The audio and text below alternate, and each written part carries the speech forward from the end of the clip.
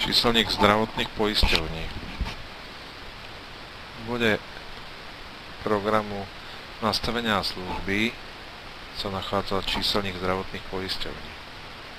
Kde sa nachádzajú všetky zdravotné poisťovne, ktoré používajú zamestnanci vybranej firmy.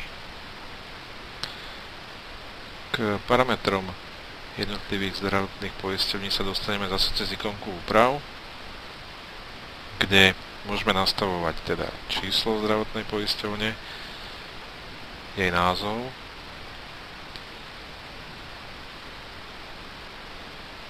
potom tam zadávame bankový účet na úhradu poistného,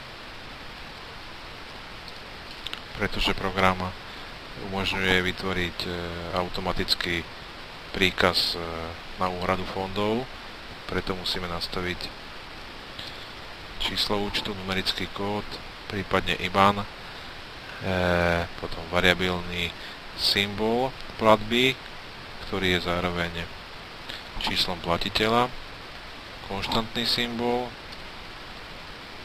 a špecifický.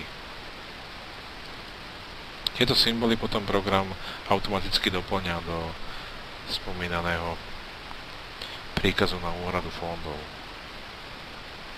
ktorého použitie si ukážeme neskôr vo videe na vytváranie príkazov na úhradu. Zadané parametre uložíme kliknutím na tlačítko Uložiť položku. Číslo zdravotnej poisťovne potom zadávame zamestnancovi údajov o zamestnancoch, kde každý zamestnanec má nastavené číslo zdravotnej poisťovne. K tomu potom prísluší dátum poistenia. Pokiaľ má nárok na znížené percentá odvodov, tak zaškrtneme políčko. Po prípade, keď nie je prihlásený do žiadnej zdravotnej, zaškrtneme neprihlásený.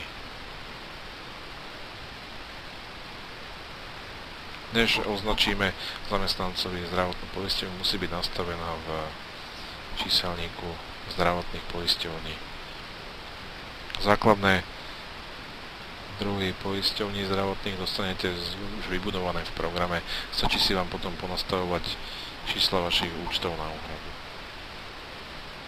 To je všetko, čo sa týka číselníka zdravotných poisťovní.